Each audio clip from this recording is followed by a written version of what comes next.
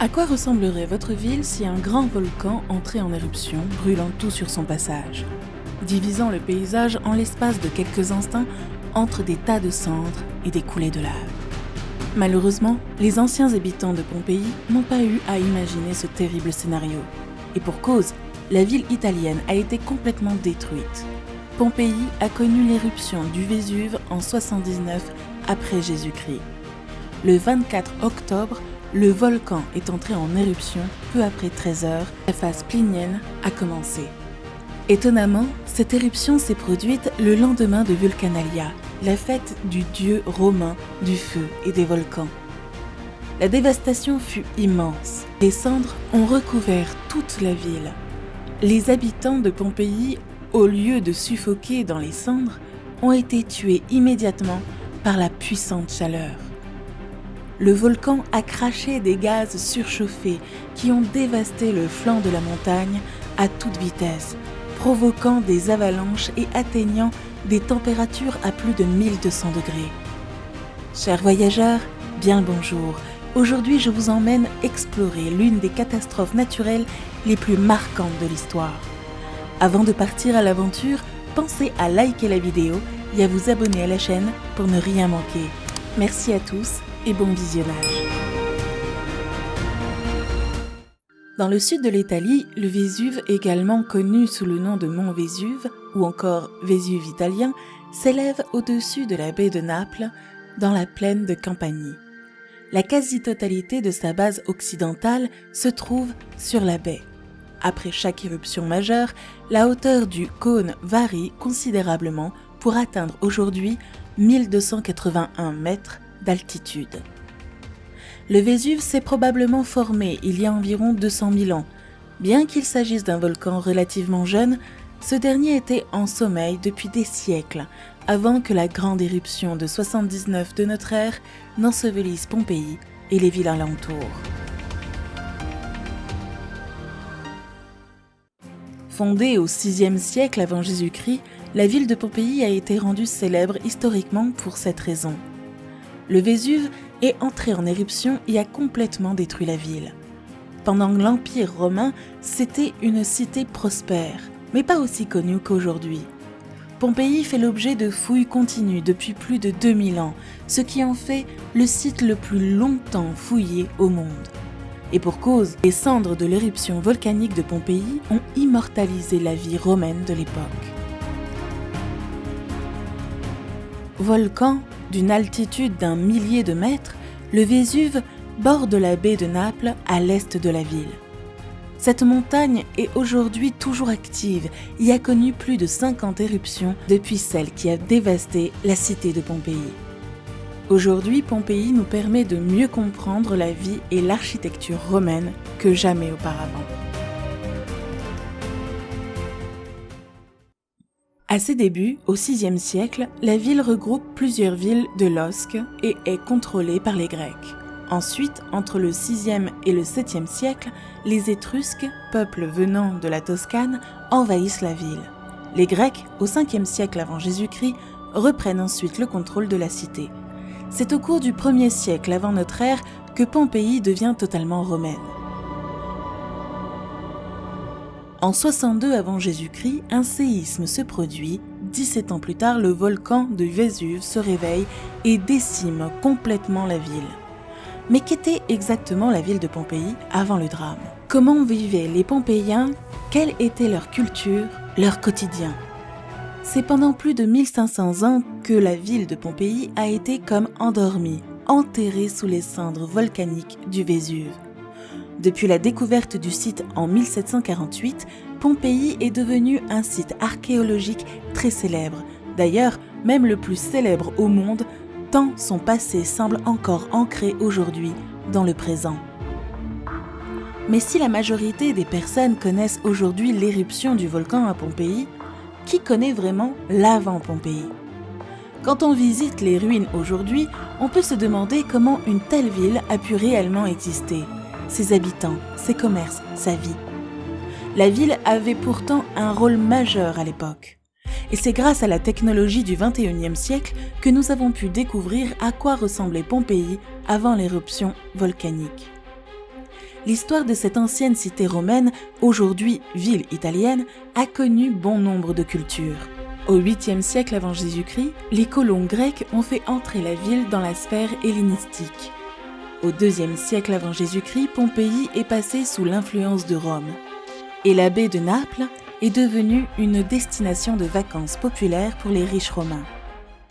Au début du 1er siècle de notre ère, Pompéi était une ville de villégiature prospère pour les citoyens romains les plus distingués. Les rues pavées étaient bordées de maisons et de villas élégantes. Les tavernes et les cafés, les bains publics, les maisons closes et les petites usines étaient tous bondés de touristes, de citadins et d'esclaves. L'arène de 20 000 places recevait beaucoup de visiteurs et les places et marchés en plein air grouillaient d'activités. Environ 12 000 personnes vivaient à Pompéi et presque autant dans les environs à la veille de la terrible éruption de l'an 79. Avant, la cité possédait un réseau d'eau complexe, un port stratégique et plus d'une centaine de rues autrefois très animées par les Pompéiens, les habitants de Pompéi. Mais aussi des lieux attractifs comme des forums, des bains, un amphithéâtre et bien plus encore. À l'époque, les forums sont le véritable cœur de la vie publique. Ces places représentent à la fois le centre religieux et le centre politique où les habitants de la cité de Pompéi se réunissent. C'est également le cœur économique de la ville, le lieu où se réalisent transactions et échanges commerciaux. Les théâtres de l'époque est un lieu important aux yeux des habitants qui s'y retrouvent pour voir ou y jouer des comédies et des tragédies. La basilique, ce bâtiment abrite le Domvir, président à la justice. Les habitants s'y retrouvent également pendant la saison froide pour des réunions d'affaires sur les problèmes légaux et économiques qui se traitent également sur le forum. Le Comitium est un bâtiment réservé aux élections des magistrats de la ville. L'amphithéâtre de Pompéi peut accueillir 20 000 spectateurs, amphithéâtre dans lequel se déroulent des combats de gladiateurs, un divertissement très apprécié des habitants à l'époque. Les thermes ou les bains publics comprennent 2 sections, une réservée aux hommes et l'autre réservée aux femmes. Mais toutes les 2 possèdent un frigidarium, c'est-à-dire une salle froide, et un tepidarium, une salle tiède, et enfin un caldarium, une salle chaude. Les thermes avaient un rôle majeur à Pompéi. Il s'agissait d'un véritable espace d'échange social et de détente. La grande palestre, c'est-à-dire le grand gymnase, est un espace qui sert à la fois de terrain de sport et de marché d'esclaves, mais aussi de lieu d'enseignement pour les jeunes Pompéiens. Les temples sont, eux, destinés aux activités religieuses de la cité. Et enfin le Macellum est le grand marché où la population achète son poisson et sa viande. Concernant la vie des habitants, voici ce qu'il en était du côté de l'alimentation et de la place de la famille pour les Pompéiens. La ville était en majeure partie similaire aux autres colonies romaines en termes de vie quotidienne. À Pompéi, les familles typiques étaient principalement patriarcales. Les familles étaient beaucoup plus grandes dans la Rome antique qu'elles ne le sont aujourd'hui.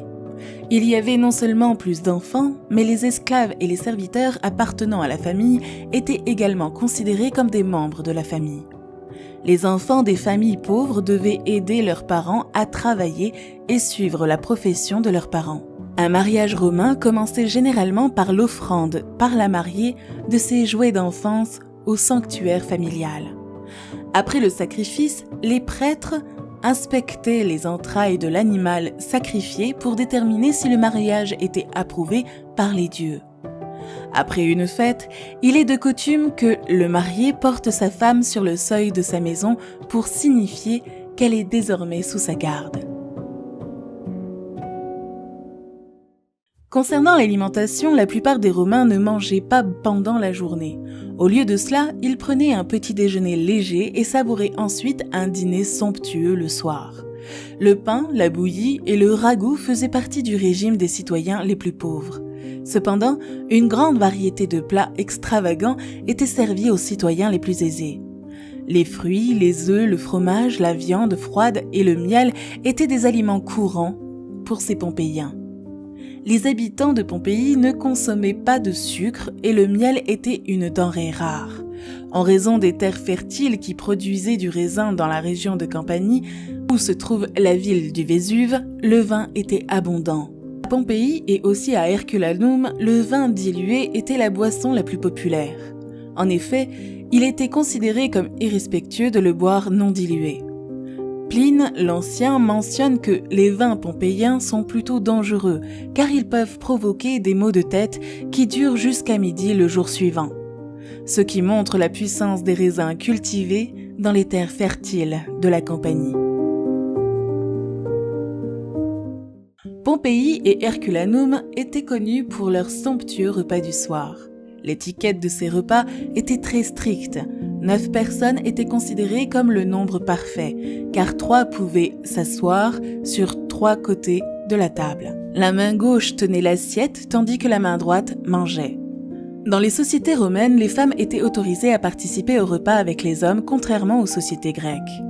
D'autres règles d'étiquette communes au dîner romain sont également décrites dans la maison du moraliste de Pompéi. Une inscription sur les murs indique « Ne lancez pas de regard lascif et ne regardez pas la femme d'un autre homme. Ne soyez pas grossier dans la conversation. Retiens-toi de te mettre en colère ou d'utiliser un langage offensant. Si vous n'y arrivez pas, retournez dans votre propre maison. » Pendant les décennies qui ont précédé l'éruption du Vésuve qui a enseveli Pompéi sous la cendre en 79 de notre ère, les fêtes n'ont pas manqué dans la ville.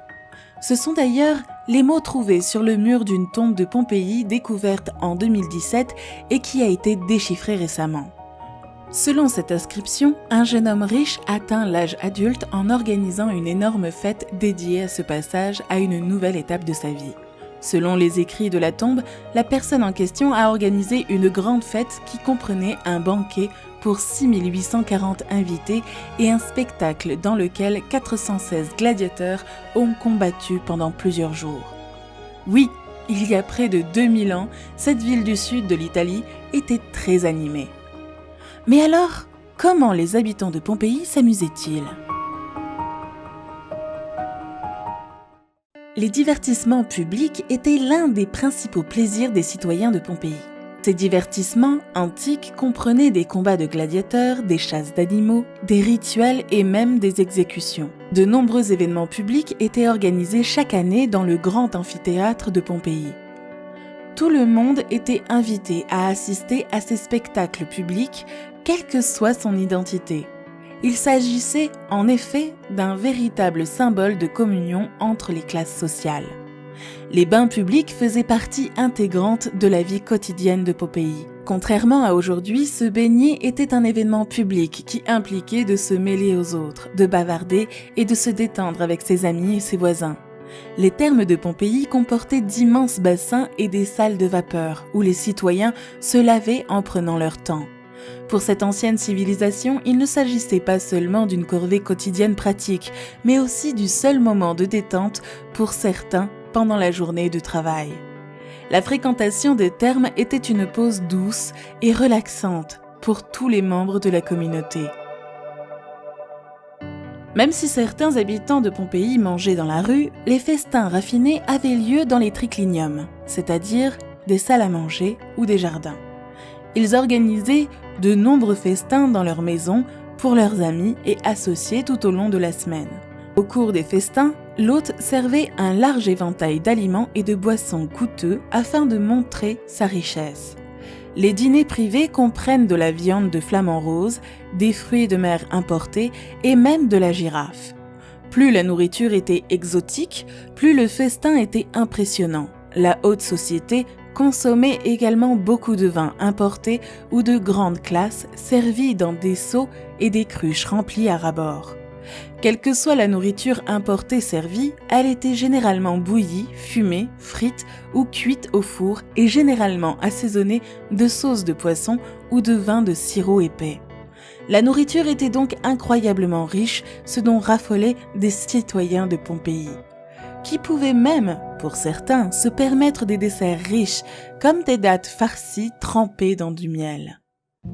Les festivals constituaient une partie très importante de la vie religieuse romaine à Pompéi dans l'Antiquité. On les appelait les feriaes, et il en existait 3 types. Certaines étaient des fêtes à date fixe, d'autres des fêtes mobiles, et les 3e étaient des fêtes organisées sur demande. Les familles riches de Pompéi ou l'Église finançaient les célébrations selon la fête. Enfin, la prostitution était à la fois socialement et légalement tolérée dans la société antique de Pompéi. Les hommes romains se rendaient régulièrement dans ces maisons closes pour se défouler ou s'amuser en groupe. À cette époque, un bordel n'était pas stigmatisé et encore moins tabou dans la ville, car il était considéré comme une boutique typique, comme tout autre service. Plusieurs petites pièces étaient remplies de bougies vacillantes, de beaux rideaux et d'une ambiance sensuelle. Les bâtiments étaient construits avec des fenêtres plus petites, alors, pour créer des décors époustouflants, d'immenses fresques d'actes exotiques étaient peintes sur les murs. Les fouilles archéologiques de Pompéi constituent donc une source exceptionnelle d'informations sur la vie quotidienne à Pompéi. Les historiens de l'époque romaine ont décrit un quotidien, des actions simples composaient la vie quotidienne et elle était loin de la vie que nous vivons aujourd'hui. Mais alors, à quoi une journée type ressemblait-elle à Pompéi ?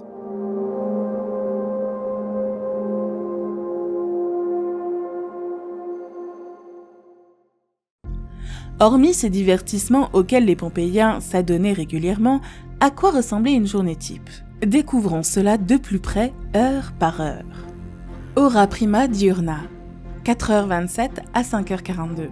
En l'absence d'électricité, les Pompéiens vivent selon les rythmes du soleil. Ils commencent leur journée très tôt. La plupart des citoyens prennent de l'eau aux fontaines publiques car seules quelques maisons en possèdent. En raison de son importance, l'eau est utilisée avec parcimonie. Les Romains utilisent les bains thermaux pour se laver et pour les soins personnels. Ils mangent du pain et du fromage au petit déjeuner, éventuellement accompagnés de légumes ou de restes de repas. En plus d'être un lieu de discussion et de détente, les salons de coiffure ouvrent au lever du soleil. Hora secunda, entre 6h et 7h.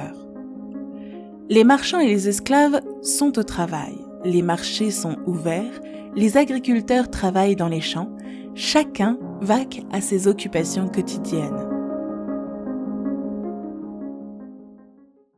Hora quarta, entre 8h et 9h. Les gens se pressent dans les rues, les vendeurs s'activent et les citoyens achètent ce dont ils ont besoin. Les gens marchent, parlent et discutent des problèmes de la ville au forum. Hora septima, entre midi et 13h. Cette heure est un moment de détente. L'amphithéâtre est parfois utilisé comme un lieu où les gladiateurs sont exhibés pour de riches nobles. Le spectacle est très brutal et violent. Nous ne pourrions pas l'apprécier aujourd'hui. Les spectacles avec gladiateurs ont été interdits pendant plusieurs années après qu'une violente bagarre ait éclaté entre les fans de Pompéi et ceux de Nocera, faisant plusieurs morts. En réponse à la demande de Popée, l'épouse de l'empereur Néron, ce dernier les a rétablis. Le moment est également idéal pour une pause avec du pain, des gâteaux, du poisson, des fruits, etc. Hora octava, entre 13h et 14h. C'est le moment des bains thermaux. Les esclaves peuvent aussi les utiliser et ils sont bon marché. C'est le meilleur moyen pour les gens de se laver tout en se relaxant ou en s'amusant à une époque où seules quelques maisons ont accès à l'eau. À l'époque romaine, l'espérance de vie moyenne est de 35 ans, plus élevée que celle des périodes précédentes et suivantes. La santé humaine a été améliorée par la découverte de l'hygiène, qui est pour l'instant peu connue des Romains. À l'époque, l'eau chaude est utilisée à la place de l'eau froide. Les thermes ne doivent cependant pas être considérés comme des centres de beauté moderne. Les affaires et la politique y sont également menées. Ces installations sont également utilisées pour faire de l'exercice. Hora decima, entre 16h et 17h. Les habitants dînent avant le coucher du soleil, mangeant des olives, des œufs, du poisson, de la viande et des gâteaux. S'ils peuvent se les offrir, ils n'ont pas beaucoup de possibilités de se divertir le soir. Voici donc à quoi ressemblait le quotidien des Pompéiens à l'époque. Un quotidien plutôt classique, peut-on penser, dans une ville jouant pourtant un rôle majeur à l'époque. Pompéi était un important port intérieur, un centre de commerce, d'industrie et d'affaires, et à l'époque connu pour sa sauce de poisson fermentée. Sa population était un mélange d'élites aisées, de professionnels et d'esclaves. Les différentes inscriptions retrouvées attestent de la présence de boulangers et de baigneurs, de vendangeurs et de prostituées. Le récent déchiffrage de tablettes d'écriture provenant d'Herculanum suggère que plus de la moitié de la population de Pompéi était composée d'esclaves ou d'esclaves affranchis. Quelle était la place de la religion pour les Pompéiens ? Les habitants de Pompéi croyaient en plusieurs divinités, en plusieurs dieux, de cultes et de religions étrangères. Les Romains croyaient que leurs dieux avaient des sentiments semblables à ceux des humains et avaient le pouvoir de détruire les individus s'ils ne les satisfaisaient pas par des offrandes et des cultes. Les dieux les plus importants à Pompéi étaient les dieux traditionnels que les habitants étaient tenus d'adorer sous la domination romaine. À Pompéi, le temple de Jupiter, situé à l'extrémité nord du forum, n'a pas été reconstruit avec enthousiasme après le tremblement de terre de 62 après Jésus-Christ. Ce qui suggère que les habitants n'étaient pas particulièrement dévoués aux dieux traditionnels. Cette attitude laxiste envers les dieux traditionnels était considérée comme la raison de la destruction de la ville selon les croyances romaines. Vénus, cependant, était adorée avec ferveur, comme en témoignent les nombreuses images qui la représentent dans les espaces publics de la ville. L'amour de Pompéi pour la déesse de l'amour est dû à Sulla, le conquérant romain de Pompéi qui lui a dédié la ville. La reconstruction du temple de Vénus, après le tremblement de terre, avait à peine commencé que l'éruption du Vésuve l'ensevelissait en 79 de notre ère. Les habitants de Pompéi, en même temps que les dieux traditionnels, vénéraient de nombreux dieux étrangers et participaient à des cultes. Le culte mystérieux d'Isis était une organisation hellénistique basée sur la reconstitution de la mythologie égyptienne. Il a été introduit à Pompéi à la fin du IIe siècle avant Jésus-Christ par des marins et des marchands et est rapidement devenu le culte le plus important. Le deuxième culte le plus important était lié à Bacchus, dérivé de Dionysos, le dieu de la fertilité. Ce culte était populaire auprès des femmes. Il impliquait des festins et des sacrifices après le jeûne. Dans Pompéi, la ville disparut. Les adorateurs exécutaient ensuite une danse passionnée et sauvage au cours de laquelle ils perdaient leurs inhibitions et étaient libérés de la mortalité. La région à Pompéi était pleine de divinités traditionnelles, de cultes et de religions étrangères, comme le montrent le temple de Jupiter, les sanctuaires domestiques et les cultes de Bacchus et d'Isis. Géographiquement parlant, Pompéi est située à Campanie, une région située sur la côte ouest de l'Italie et sur les pentes orientales des Apennins. Il faut savoir que la Campanie est une plaine très fertile, traversée par 2 grands fleuves et dotée d'un sol riche. Pompéi est située sur un plateau formé par un ancien dépôt de lave au sud-ouest du mont Vésuve. La ville est également située à une courte distance au nord de la rivière Sarno et à l'est de la baie de Naples. L'emplacement de la ville a assuré son importance en tant que centre de commerce. Pompéi était une ville assez importante à l'époque, plus cosmopolite que Rome. Elle contrôlait les cités-États voisines et était un centre de commerce de récolte, de vin et d'huile d'olive. Sa culture était extrêmement riche. La ville est née d'une colonie de descendants de langue oscane, d'habitants néolithiques de la Campanie. La Pompéi pré-romaine, en tant que partie de la Campanie, a reçu un ensemble complexe d'influences culturelles. Les Étrusques au nord, les colons grecs au sud et les Samnites et autres peuples italiques tout autour. La cité a été une ville samnite pendant des siècles avant de passer sous la domination romaine à l'époque de Lucius Cornelius Sulla, vers le 1er siècle avant Jésus-Christ. En 80 avant notre ère, Pompéi a été intégrée à Rome en tant que colonie. Les citoyens de Pompéi ont reçu la citoyenneté romaine et les institutions, l'architecture et la culture de la ville ont été romanisées. À son apogée, Pompéi avait une économie florissante basée sur le commerce et l'agriculture, et la ville faisait vivre entre 10 000 et 20 000 habitants.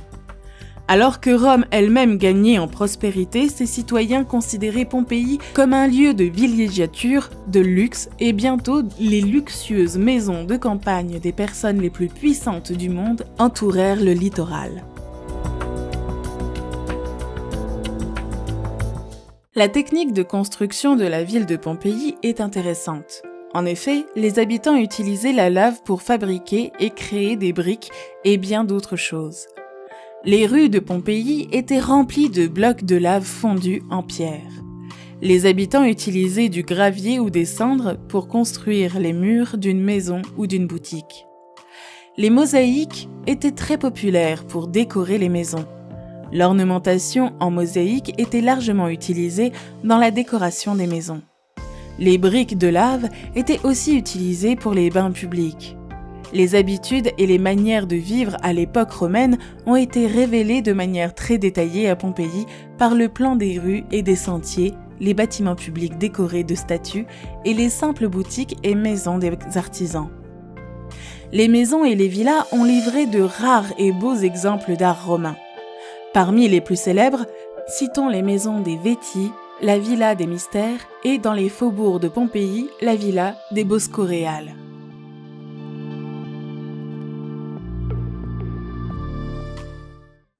Les pentes du Vésuve étaient donc connues pour leur sol fertile et le vin de Pompéi était un produit d'exportation important. Au moins une jarre de vin a fait le chemin jusqu'en Angleterre. Mais les personnes étaient moins conscientes du côté sombre du volcan. La ville avait été gravement endommagée par de graves tremblements de terre 15 ans avant l'éruption. Pourtant, rien de tout cela n'était lié au volcanisme. Il n'y avait donc rien à craindre.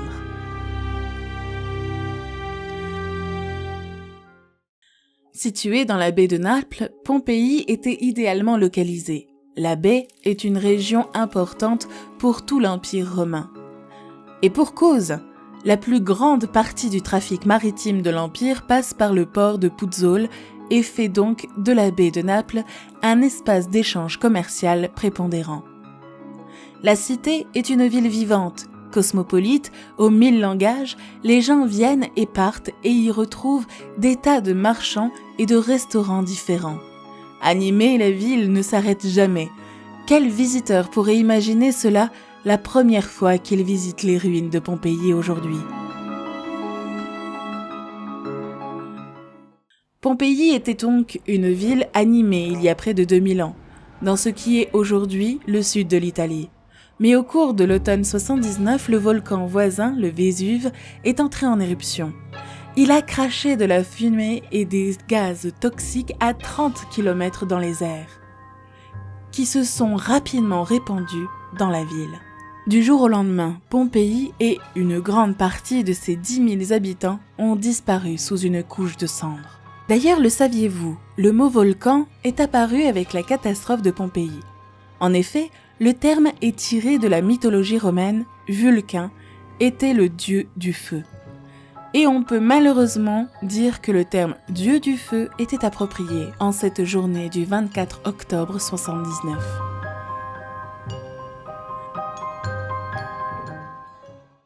Avant toute chose, beaucoup d'entre vous se sont certainement déjà posé cette question: pourquoi les habitants de Pompéi ne se sont pas échappés.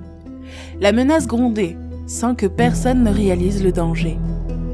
Comme tout événement historique, il faut d'abord remettre les éléments dans leur contexte.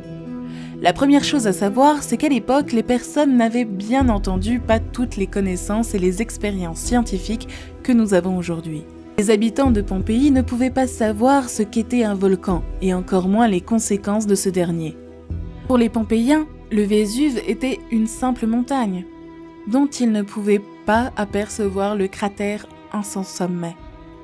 Il faut savoir qu'ils vénéraient même la montagne. Ils le percevaient comme un protecteur de la cité. Certes, il avait déjà connu de nombreuses secousses, mais jamais d'éruption volcanique à ce moment-là. Pourquoi alors fuir quand on n'a aucune idée de ce qu'il se passe, lorsqu'on est habitué aux secousses? Et surtout, quand on pense qu'on attribue ces dernières à la colère des dieux, et que l'on pense donc que le Vésuve peut nous sauver. Voici pourquoi la majorité des Pompéiens n'ont pas fui en cette journée du 24 octobre 79. Ils n'avaient aucune idée de ce qu'était une éruption et des conséquences terribles de celle-ci.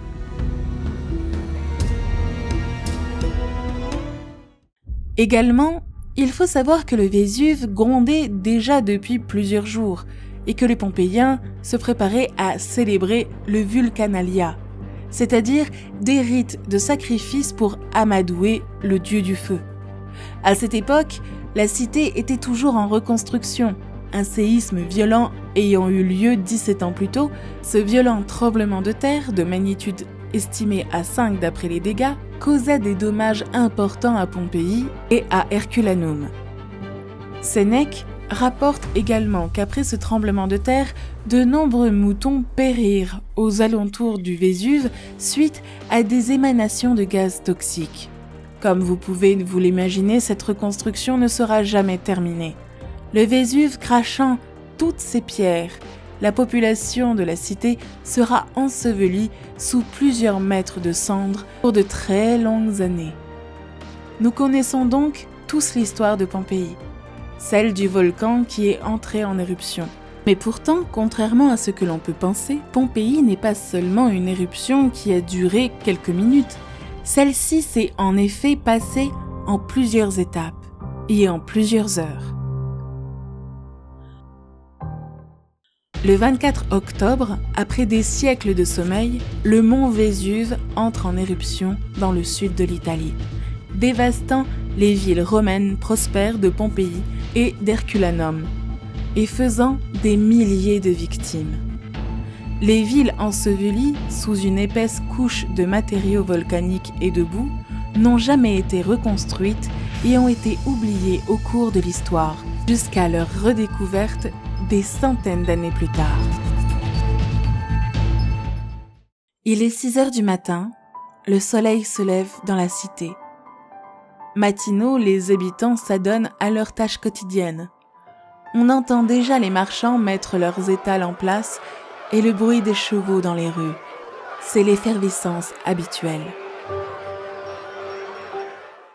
8 heures du matin, la place du marché bondé de Pompéi éclate dans un boom assourdissant. Un violent tremblement de terre secoue le sol, déséquilibrant les acheteurs et renversant les étals de poissons et de viande. Plusieurs secousses se produiront dans la matinée, de plus en plus importantes. Même si les habitants sont habitués à ces secousses, celles-ci sont plus graves que d'habitude. Ce que les Pompéiens ne savent pas, c'est que la chambre magmatique du Vésuve est pleine et s'apprête à exploser.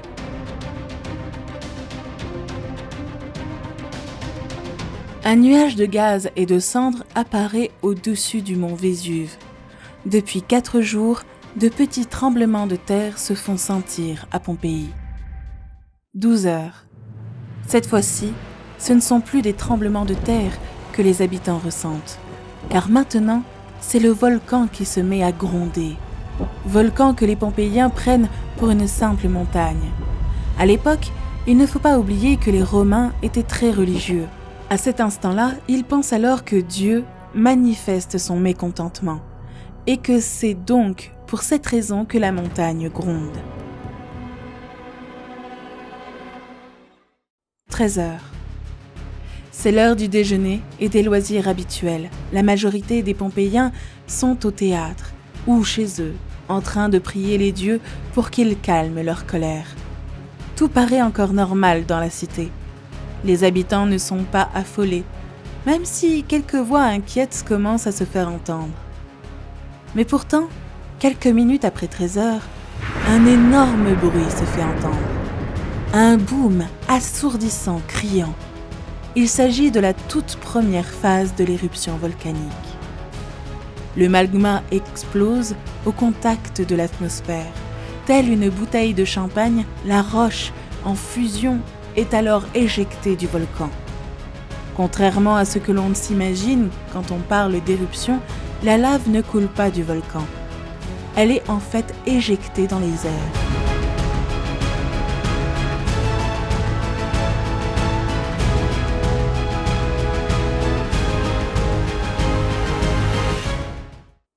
Quelques secondes après l'éruption, un paysage inédit pour les Pompéiens, du jamais vu.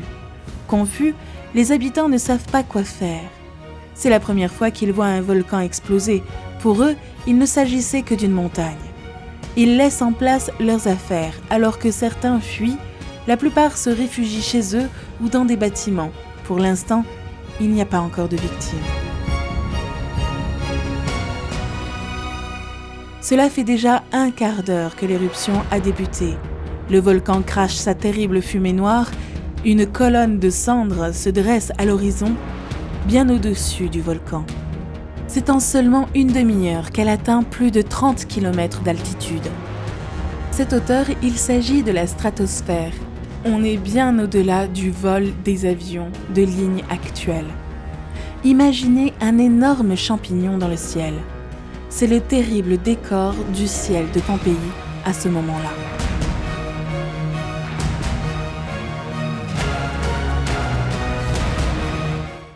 Une heure après l'éruption, le soleil ou toute autre forme de lumière est maintenant complètement caché. Pompéi bascule dans l'obscurité totale, un noir profond. Non pas le soir de la nuit, où l'on peut toujours distinguer les étoiles ou la lune. Non. Il s'agit maintenant d'un noir impénétrable. C'est le fameux nuage de cendres. En effet, la fameuse colonne qui se trouvait au-dessus du volcan est maintenant arrivée sur la ville.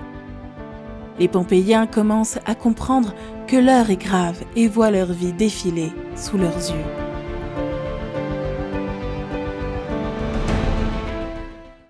Deux heures après l'éruption, le tableau est terrifiant. Pompéi a complètement disparu sous les ténèbres. Les habitants qui sont restés cachés chez eux ne peuvent toujours rien voir. Aucune lumière ne passe.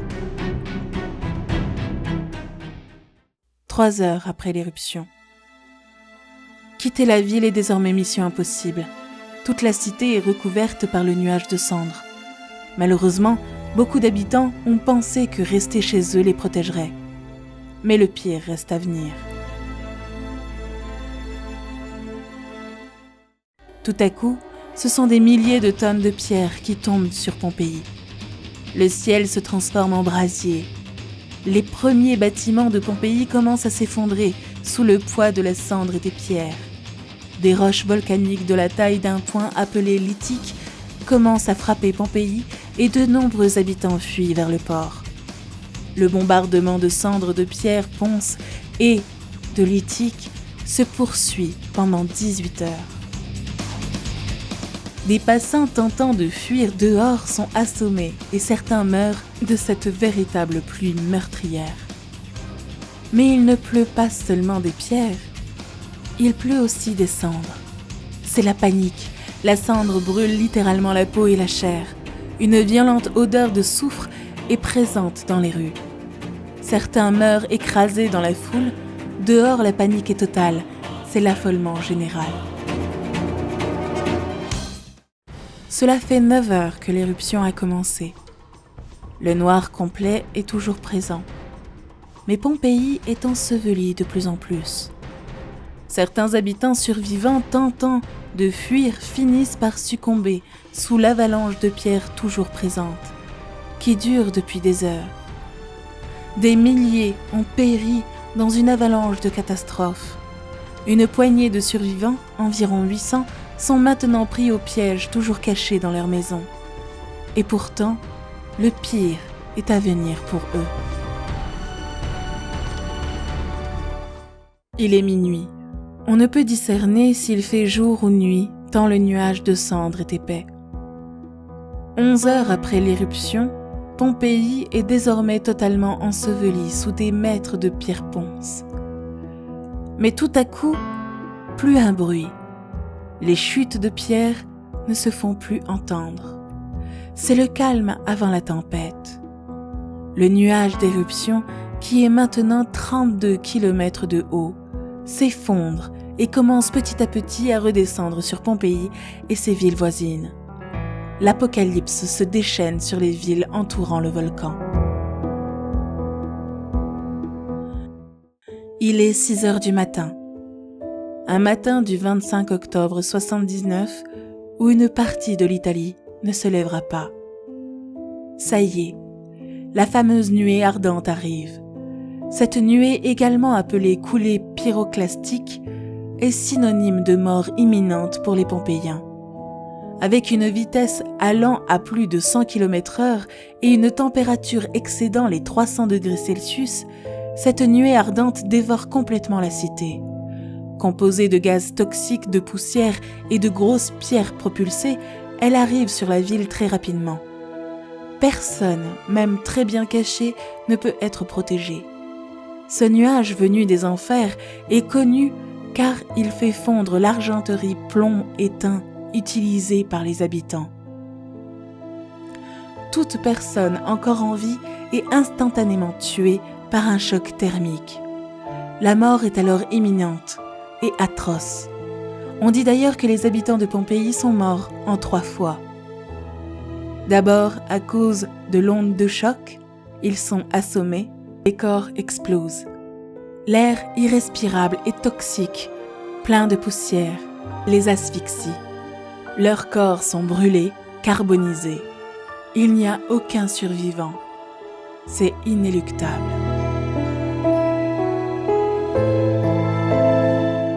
Un jour a suffi à choisir du destin de cette ville. Figée pour l'éternité, plus de 2000 Pompéiens sont décédés après l'éruption. Le Vésuve a déversé sa colère sur Pompéi et d'autres cités voisines, faisant plus de 15 000 morts. Monuments, maisons, boutiques, rues, humains, animaux, tout est englouti sous des mètres et des mètres de cendres.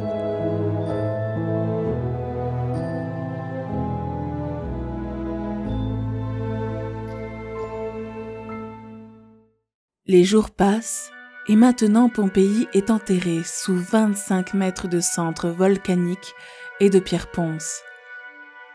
Malgré les voleurs qui s'enfuient avec les statues du forum et le marbre des murs, la ville sera presque entièrement oubliée. Le temps passe. On retrouve des écrits. On sait que la cité a existé, mais on ne sait pas où elle est. Pompéi a disparu. La ville a été complètement rayée de la carte. Ce n'est qu'en 1592 que la ville entrevoit à nouveau les rayons du soleil, lorsque des ouvriers creusant un canal pour détourner l'eau de la rivière Sarno heurtent d'anciens murs couverts de fresques et d'inscriptions. Ils mirent notamment au jour une pierre portant l'inscription « Decurio Pompeis », signifiant un membre du Sénat de Pompéi. Mais la ville n'aura profité que de quelques heures de luminosité, car une fois les travaux terminés, ces derniers ont recouvert la tranchée. La décision de recouvrir les peintures a pu être perçue à la fois comme un acte de censure, en raison de la teneur érotique de certaines peintures, et comme la volonté de préserver dans le climat hostile de l'époque. C'est en 1709 qu'une découverte incroyable a lieu. Dans un champ, on retrouve d'abord une statue. Les fouilles commencent, ce qui l'a détruit l'a préservé. Pompéi existe de nouveau. Tel un trésor caché, la ville a toujours été là, mais son existence et sa localisation n'étaient plus connues. Les corps d'humains, mais aussi d'animaux sont retrouvés. Malgré le passage du temps, tout est moulé et préservé. C'est comme si l'éruption avait eu lieu il y a quelques mois. La peur et l'angoisse se lisent encore sur ces êtres de pierre. L'enfer et l'apocalypse, qui n'aura duré qu'une fraction de seconde à l'échelle du temps, a été gravé dans le marbre pour des millénaires. Aujourd'hui, le Vésuve est extrêmement surveillé. Il a même son propre centre de contrôle dédié. Constamment sous les yeux des scientifiques, le volcan est toujours actif. Une éruption peut être énorme, se reproduira, les scientifiques en sont quasiment certains. L'enjeu est grand, car aujourd'hui la zone autour du Vésuve est très urbanisée, et la zone rouge, la zone à risque autour du volcan, regroupe plus de 700 000 habitants. Une procédure existe maintenant au cas où une autre potentielle éruption se produirait. Sera-t-elle aussi catastrophique que celle de l'an 79 de notre ère ? Impossible de prédire cela à l'avance, en tout cas, pas pour l'instant. Y a-t-il eu des témoins de l'éruption ? La réponse est oui. Le Vésuve est entré en éruption près de Pompéi en 79 de notre ère, tuant des milliers de personnes et rayant des villes entières de la carte. Et un adolescent romain nommé Pline, le Jeune, en a été témoin. Pompéi n'a pas eu de survivants, mais d'autres villes autour de Naples ont également connu l'éruption et il y a eu des survivants témoins. Pline le Jeune était l'un d'entre eux. Et son récit direct de l'éruption du Vésuve est le plus proche que les historiens puissent faire pour décrire ce qu'était Pompéi pendant ces dernières heures terrifiantes. Lorsque le Vésuve est entré en éruption, Pline le Jeune avait environ 18 ans. Sa mère, Plinia, et lui séjournaient dans la ville de son oncle Pline l'Ancien, à Misenum, une base navale romaine située dans la baie de Naples. Le savant Pline l'Ancien commandait la flotte romaine à Misenum. Le 24 octobre 79 de notre ère, les membres de cette petite famille vaquent à leurs occupations quotidiennes. En début d'après-midi, le Vésuve est entré en éruption à Misenum, ce qui a changé radicalement le cours de la journée. Il est probable que de nombreuses autres personnes aient assisté à l'éruption qui a détruit Pompéi, mais aucune d'entre elles n'a consigné son expérience pour que les historiens puissent l'étudier. Pline semble avoir été le seul témoin à avoir laissé un récit écrit à la main de ce qui s'est passé en 79 de notre ère. Plusieurs années après l'événement, il a rédigé ses souvenirs dans une série de lettres destinées à l'historien romain Tacite.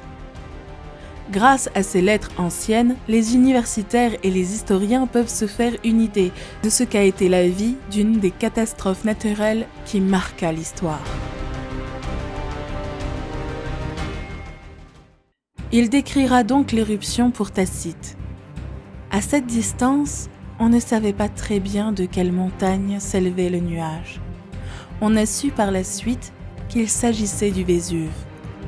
Son aspect général peut être décrit comme celui d'un parasol, car il s'élevait à une grande hauteur sur une sorte de tronc, puis se séparait en branches.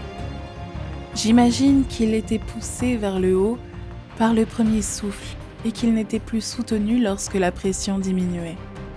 Ou bien, il était soutenu par son propre poids, de sorte qu'il s'étendait et se dispersait progressivement. Par endroits, il était blanc, ailleurs tacheté et sale, selon la quantité de terre et de cendres qu'il transportait avec lui. C'était la phase phréato-magmatique qui a duré des heures. Ces éruptions phréato-magmatiques surviennent lors de la rencontre entre le magma ascendant et de l'eau superficielle, comme les nappes phréatiques. Nous savons que les personnes proches du volcan étaient terrifiées. L'une des amies de Pline l'Ancien, Rectina, qui vivait juste à sa base, l'implora d'appeler les secours. Elle ne pouvait s'échapper que par bateau. Pline s'embarqua avec des navires de guerre pour la sauver. mais pour malheureusement se rendre à la mort. Mais alors, à quel moment ces témoins se sont rendus compte que l'heure était grave ? Tout d'abord, un nuage glacial se profilait au-dessus du volcan, signalant que des problèmes se préparaient.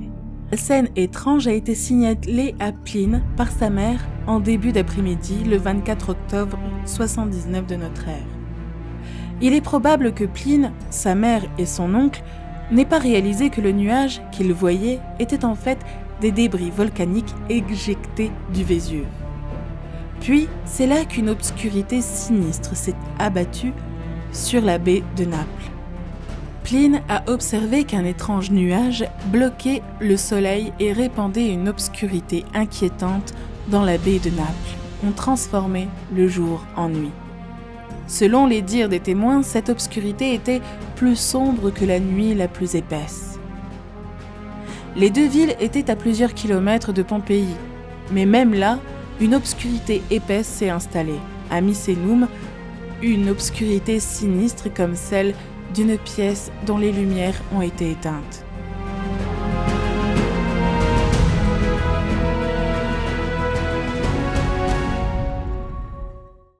Enfin, la terrible obscurité s'est dissipée, comme un nuage ou une fumée, tandis que la lumière du jour perçait l'obscurité et même le soleil brillait, mais avec une lumière terne, comme lorsqu'une éclipse est sur le point de commencer, se souvient Pline.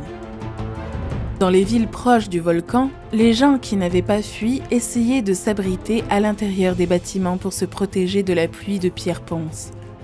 Certaines personnes mortes à l'extérieur ont eu le crâne fracturé par des roches balistiques. La chute de pierre ponce a rendu terriblement difficile la fuite de Pompéi. Quel autre choix les habitants avaient-ils que de s'abriter ? Pompéi et ses villes environnantes sont toujours dominées par l'ancien volcan qui a figé toute une civilisation dans le temps. Savez-vous qu'il est entré en éruption à plusieurs reprises depuis 79 après Jésus-Christ ? Une autre éruption majeure a eu lieu en 1944. Pendant la Seconde Guerre mondiale, les événements du 17 mars 1944 n'ont été largement médiatisés que des mois plus tard, ce qui montre à quel point la situation était déplacée et tendue. Alors que les habitants de San Sebastiano subissaient déjà les conséquences des invasions et des bombardements, la terreur n'était pas encore terminée. Une lente coulée de lave, des roches et des cendres ont secoué la ville pendant 1 semaine et demie, à partir du 17 mars. Au départ, le 39e groupe de bombardement, de l'autre côté du Vésuve, n'était pas trop préoccupé par l'éruption volcanique, croyant qu'elle ne les affecterait pas. Mais finalement, quelques heures après, le groupe a été évacué. Il n'y a pas eu de mort militaire pendant l'éruption, mais une grande quantité d'avions ont été détruits. C'est à la suite de cela que la nouvelle s'est répandue chez les Allemands, qui ont cru que l'escadron entier avait été détruit. En réalité, le 39e groupe de bombardement avait survécu et avait été déplacé dans une autre région à l'insu des Allemands. Pompéi n'a pas été la seule ville détruite par l'éruption du Vésuve. En effet, Herculanum a aussi été détruite lors de l'éruption de 79 après Jésus-Christ, mais également les petites cités voisines de Oplontis et Stabiae. Herculanum est bien plus que ce qui a été découvert, même si l'on n'en a découvert qu'une infime partie. Il faut savoir que Pompéi et Herculanum n'ont pas été détruites de la même façon par le volcan. En effet, alors que les habitants de Pompéi sont morts de suffocation après avoir inhalé des fumées toxiques, puis ont été recouverts de cendres, s'ils n'ont pas été heurtés par les pierres tombantes du ciel avant, les habitants de Herculanum sont morts de chaleur. Effectivement, la température s'élevait à plus de 510 degrés Celsius. Une coulée de lave a, contrairement à la ville de Pompéi, recouvert Herculanum. Pendant les fouilles, toutes les cavités étaient remplies d'une boue épaisse, ce qui rendait l'excavation compliquée.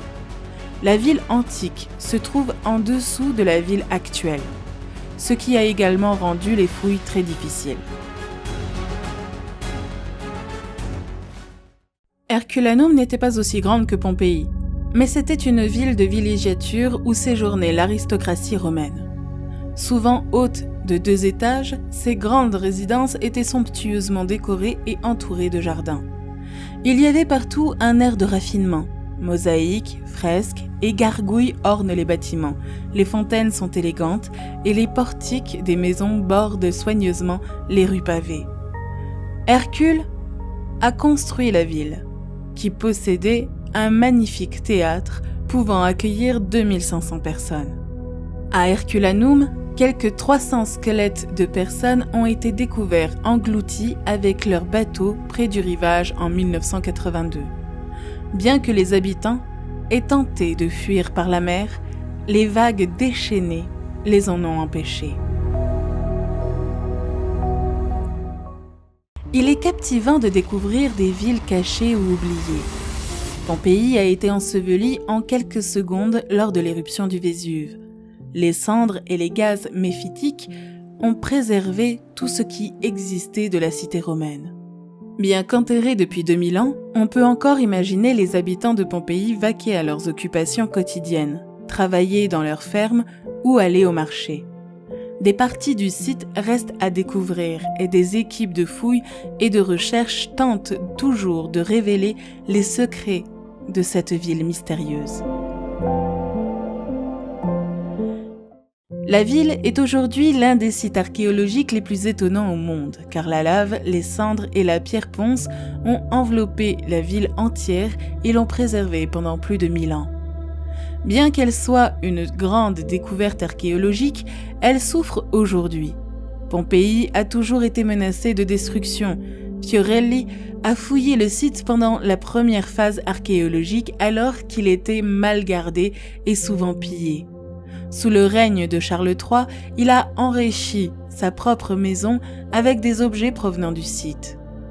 Une autre méthode de préservation des fresques et des peintures consistait à les vernir. Bâtiment très populaire à Pompéi, l'armature à Rome était une arène d'entraînement pour les gladiateurs. Et plus fou, lors des fouilles de Pompéi, du pain frais a été retrouvé dans les fours à pain qui fonctionnaient au moment de l'éruption du Vésuve.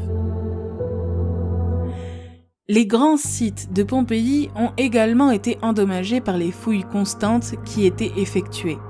Pendant l'éruption de la ville, les débris volcaniques ont piégé de nombreuses personnes dans le temps. Les moulages en plâtre ont été utilisés pour comprendre la manière dont ces personnes sont mortes. Les archéologues travaillant sur les ruines de Pompéi ont découvert un moyen ingénieux de reconstruire certaines de leurs découvertes. Lorsque la lave de l'éruption de 79 après Jésus-Christ a refroidi, elle s'est solidifiée autour de tous les objets qui n'avaient pas pu s'échapper.